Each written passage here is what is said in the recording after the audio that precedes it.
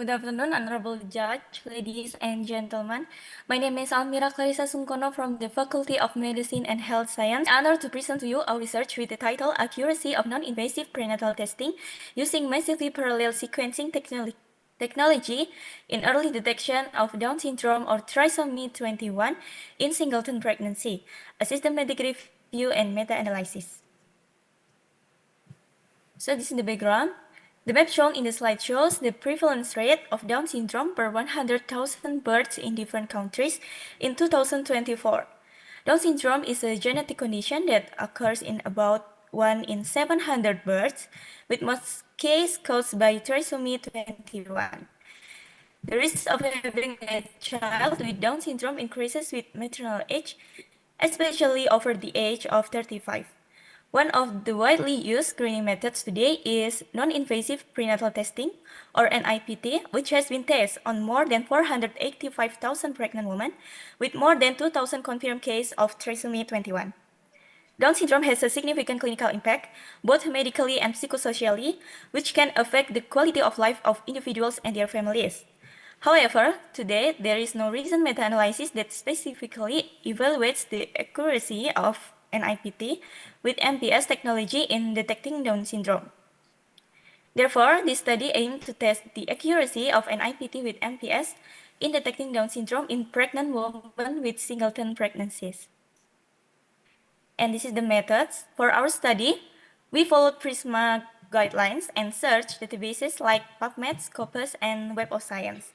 We focus on accuracy of NIPT to detecting Down syndrome in singleton pregnancy. Data extraction and risk-based assessment were independently conducted by 3 reviewers.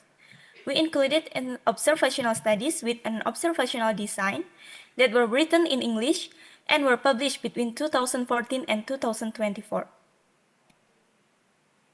And this is the results.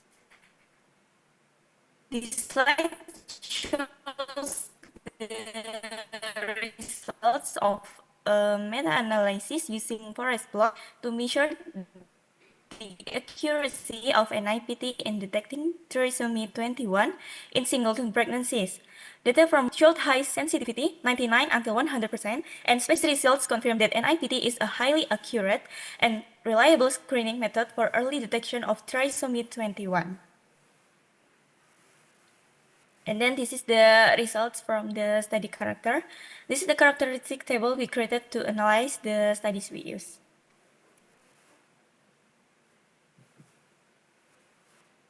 And then this is the results from QUADAS-2.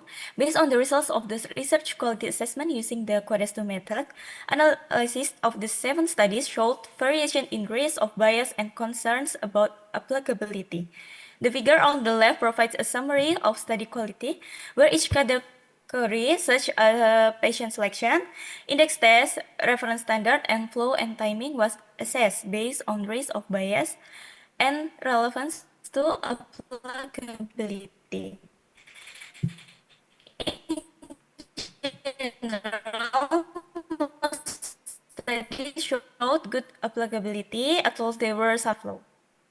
And this is the discussion. There are 2 main mechanisms related to the use of cfDNA in detecting chromosomal abnormalities. First, analysis of cfDNA in maternal plasma using sequencing or MPS technology allows quantification of chromosomal abnormalities such as trisomy 21 associated with Down syndrome. However, the reliability of cfDNA depends on a sufficient fetal fraction greater than 4%, so a low fraction may produce inconclusive results. Secondly, the high accuracy of NIPT with MPS offers early detection, reduces the need for invasive procedures, and has a specificity of up to 99.9%, making it a key recommendation for high-risk pregnancies. And then the conclusion.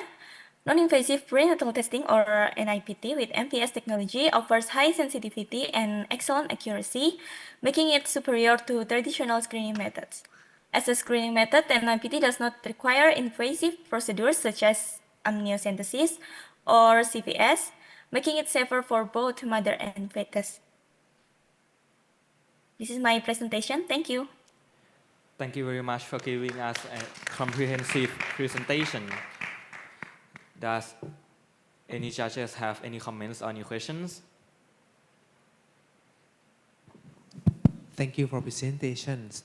The importance of the NIP test or prenatal diagnosis for Down syndrome is not only to detect the sensitivity and specificity.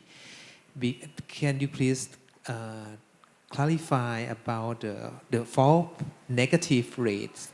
Because if it's high, it will lead to legal issue when the baby is born. And how about the false positive rate? It can lead to unexpected termination of pregnancy. Can you clarify about these two issues about this?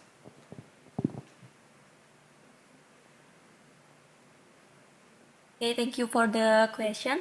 So the question is how about another disease issues? Yeah, false positive rate and the false negative rate, rather than The false sense negative and rate and the specificity.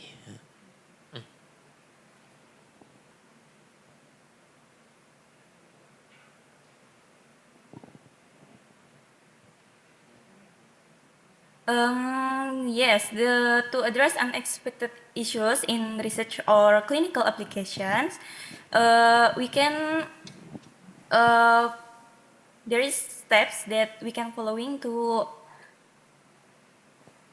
one.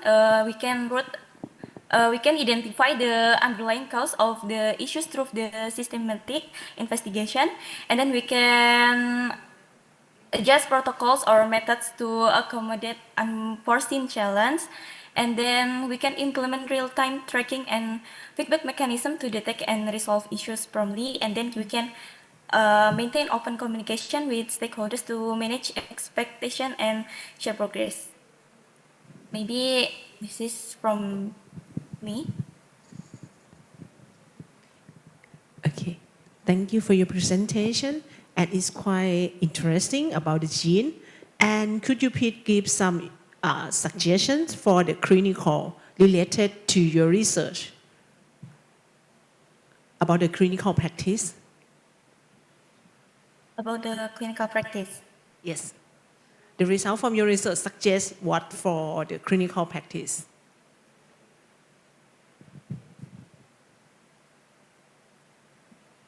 Okay, thank you for your question. So, this NIPT, this NIPT achieves high sensitivity and specificity by analyzing cell-free cfDNA in maternal blood. Nah, MPS reads millions of DNA, and then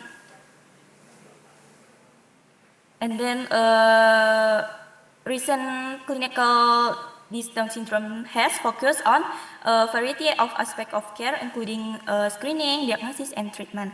Nah, these studies are examining different approaches to screening and diagnosing conditions more prevalent in adults with DS, such as heart disease, mental health conditions, and cognitive declines.